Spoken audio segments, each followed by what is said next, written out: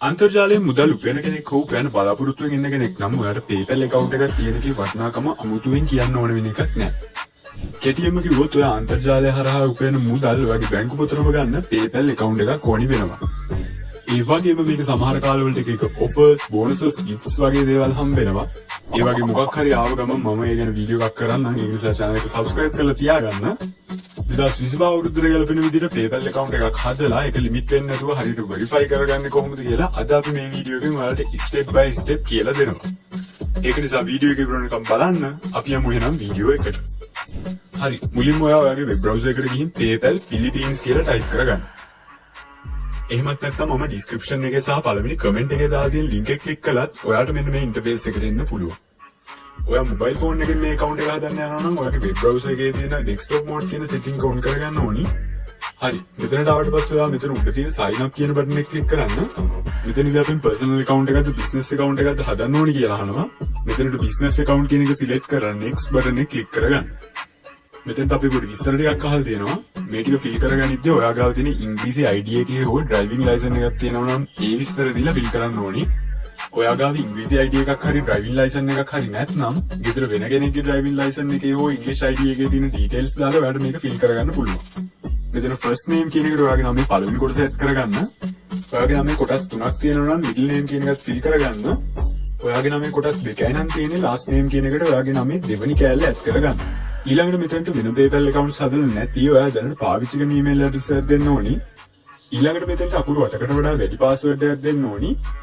simple අකුරු, capital අකුරු සහ ඉලක්කම් හෝ symbols ඇතුළත් කරලා. ඒ වගේම මේ password එක දෙද්දී 1 2 3 වගේ එක ළඟ තියෙන ඉලක්කම් එහෙම ඇතුළත් කරගන්නත් බෑ.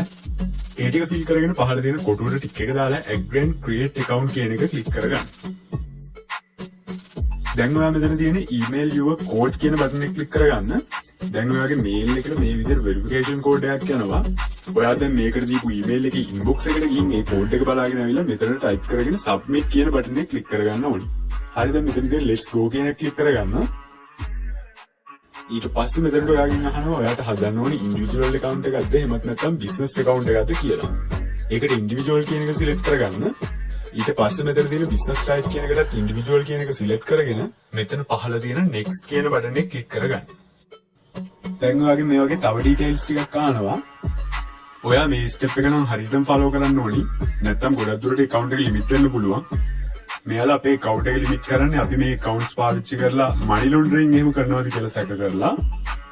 ඒ නිසා මෙයාලා recognize කරගන්න බැරි විදිහේ location එකක් දුන්නත් මෙයාලා සමහර වෙලාවට account එක limit කරනවා. ඒ වගේම හොඳට මතක තියාගන්න account එක හදපුවාන් $10,000 $20,000 වගේ ලොකු transaction කරන්න යන්නත් එපා. මෙතන name එක නම් ඔටෝම fill වෙලා තියෙන්නේ. ඊළඟට ඔයාගේ birthday එක අහලා තියෙනවා. ඒකට මාසය දිනය අවුරුද්ද කියන පිළිවෙලට ඔයාගේ birthday එක දෙන්න. මේව දෙද්දී ඔයා submit කරන්න ඉන්න driving license එකේ හරි English ID එකේ හරි තියෙන විදිහට fill කරගන්නත් අමතක කරන්න එපා. ඊළඟට ඔයාගේ nationality එක අහලා තියෙනවා. ඒකට ශ්‍රී ලංකා කියලා select කරගන්න. දැන් ඔයාගේ phone number එක මේකට add කරගන්න ඕනි. මුලින්ම මෙතනට country code එකට ශ්‍රී ලංකා කියන එක add කරගන්න. ඊට පස්සේ මෙතන බිංදුව නැතුව ඔයාගේ phone number එක type කරගන්න ඕනි. phone number එක add කරගනිද්දි වෙන PayPal account එකකට add කරලා නැති number එකක් add කරගන්න ඕනි. ඊළඟට මෙතනට අපේ address එක අහලා තියෙනවා. ඒකට අපි Philippine address එකක් තමයි දෙන්න ඕනි. මොකද අපි මේ account එක හදන්න යන්නේ Philippine විදියට. ඒකට ඔයා මුලින්ම Google Maps වලට යන්න. මේ විදිහට පිලිපීන් කියලා සර්ච් කරගන්න. සර්ච් කරගත්ත පස්සේ ඔයාලට මේ විදිහට පිලිපීන් කන්ට්‍රි එක බලා ගන්න පුළුවන්.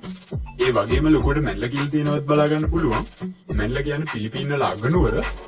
ඒ නිසා මැල්ල වල ජනගහනය ගොඩක් වැඩි. අන්න ඒ නිසා මැල්ල වල ඇඩ්‍රස් එකක් ඇඩ් කරගන්න එක අපිට ගොඩක් ලේසි. හරියලා මෙන්න මේ විදිහට මැප් එක zoom කරගෙන මේ තියෙන මොකක් හරි තැනක් ක්ලික් කරගන්න. එතකොට ඔයාලට මෙන්න මේ විදිහට එතන ලොකේෂන් එක එනවා බලා ගන්න පුළුවන්. ඒ වගේම zip code එකත් ඇවිල්ලා තියෙනවා බලා ගන්න පුළුවන්. හරි, අපි මේ විස්තර ටික අතරින් තියලා fill කරගමු.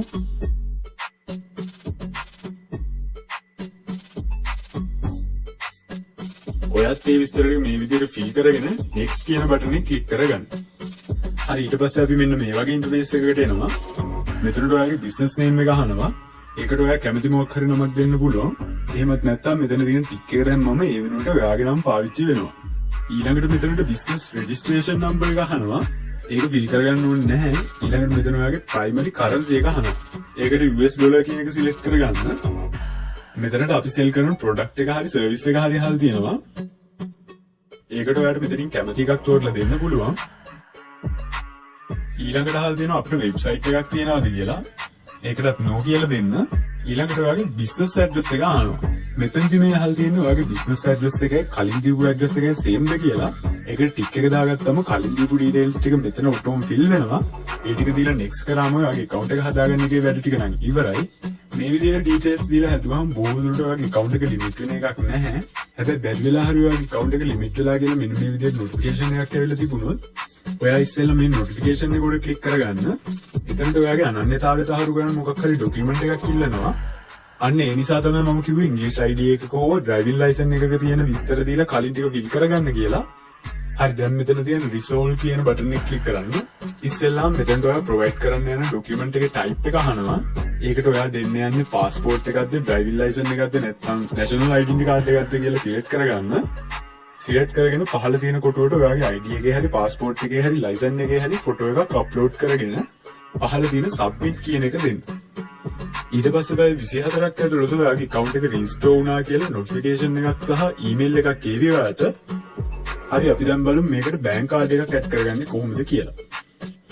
මේකේ home tab එකේ මෙන්න මේ විදිහට link bank account කියලා එකක් සහ link card කියලා එකක් තියෙනවා. අපිට මෙතනට අපේ card එක net කරගන්න ඕනේ. ඒක නිසා මෙතන තියෙන link card කියන බටන් එක click කරගන්න. ඊළඟට මෙතනට ඔයාගේ card type එක අහලා තියෙනවා. ඒකට ඔයාගේ card එක මොන type එකේ card එකක්ද කියලා select කරගන්න. මගේ කාඩ් එක වීසා කාඩ් එකක් නිසා මම වීසා කියන එක සිලෙක්ට් කරගන්නවා. ඊට පස්සේ මෙතන උඩම තියෙන කාඩ් නම්බර් කියන කොටුවට ඔයාගේ කාඩ් නම්බර් එක ඇඩ් කරගන්න.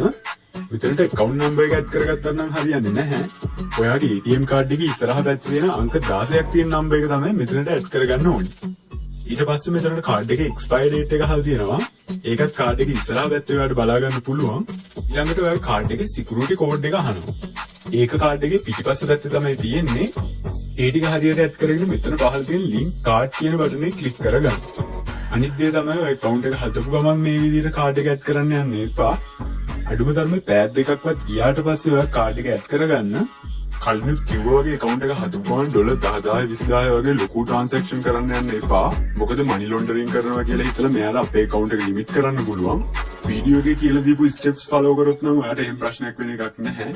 බැරි වෙලා හරි එහෙම ප්‍රශ්නයක් වුණොත් පහලින් comment එකක් දාන්න. customer support contact කරගෙන account එක restore කරගන්න හැටි මම කියලා දෙන්නම්.